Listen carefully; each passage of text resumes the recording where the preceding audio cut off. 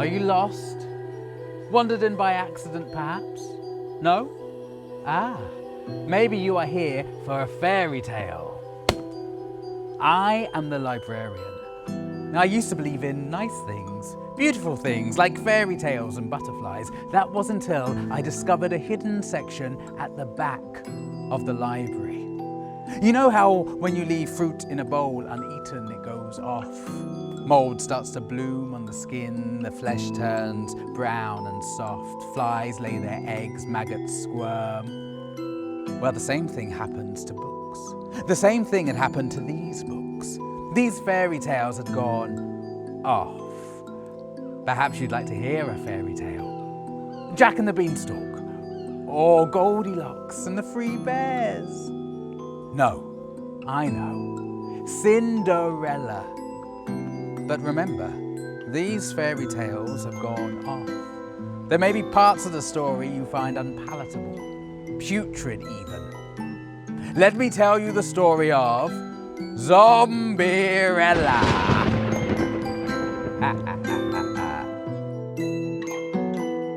On the night of the first ball, a fat yellow moon lay bloated in a satin sky, and Cinderella's three fake, beautiful sisters were making her life hell. They were not her real sisters, not even half or stepsisters. They were fake sisters. Three beautiful fake sisters, daughters of her beautiful fake mother. Not a lovely stepmother, just a fake mother. All smiles and grins in public, but behind closed doors, she was all horns, fangs and hooves. Cinderella's fake mother had killed her father through nagging, cruelty, and many suspect poison. Cinderella earned her keep, scrubbing the black from the floors, the scum from the bath, the wax from the ears, collecting the strands of hair that collated in her sister's pearl combs that adorned their vast dressing tables inlaid with silver and dotted with pearls, ruby encrusted and misted with flowery smells, all bought with Cinderella's inheritance, money left for her by her mother, her real mother, her biological mother. Aww. On this night, the night of the first ball, a choked moon hung in a purple sky, and Cinderella's three fake sisters were being particularly mean. They knew that their mother would never let Cinderella leave whilst the house was in a mess. If the black was not gone from the floors, the scum from the bath, the wax from the ears, she would be made to stay home, be made to wear her fingers to stubs, bloody stubs from all the scrubbing. Why don't you pick out a nice dress to wear, Cinderella? Flapped Habina, the tallest of the wafer-waisted sisters with big beautiful ears that tinkled in the wind. Habina knew full well that Cinderella had just one dress that she would scrub every evening and wear damp every morning. Why don't you get yourself a nice necklace, something better than those cinders, Cinderella? Droned Storm, the most aromatic of the wafer-waisted sisters, with long hair that dangled past her bottom that had never been wiped. Storm knew full well that Cinderella would never remove the ashes that hung around her neck. Why don't you get yourself some nice shoes to wear, Cinderella?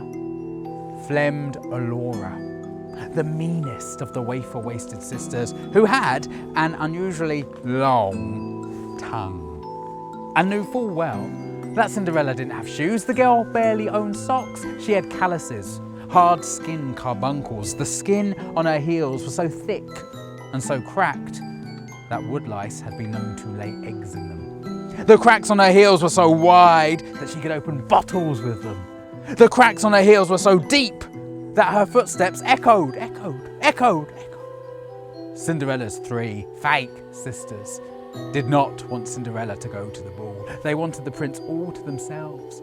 So they squirted toothpaste around the taps in the sink, poured rubbish onto the beds, mixed the salt with the sugar, blew their noses on the curtains, and left a stinky, slimy, slippery surprise at the top of the stairs, for they were beautiful, fake and foul. Cinderella would not be going to the ball. She had taps to scrub, rubbish to clear from bed, salt to de-sweeten, curtains to unsnot.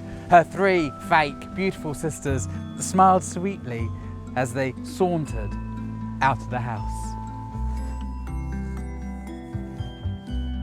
Cinderella, darling, do make sure the house is spotless before we return, or there will be hell to pay, breathed their ceramic mother as she glissaded out of the door. Cinderella, tears jewelling in her eyes, sighed. She wanted to go to the ball, not to meet a prince, but just to get out into the world, to breathe in the night air, to see something other than the stark confines of their severe abode, with its windows with wire embedded in the glass. She didn't see the slimy, stinky, slippery surprise left for her at the top of the stairs by her 3 fake sisters. She squelched one barefoot into it and she slipped.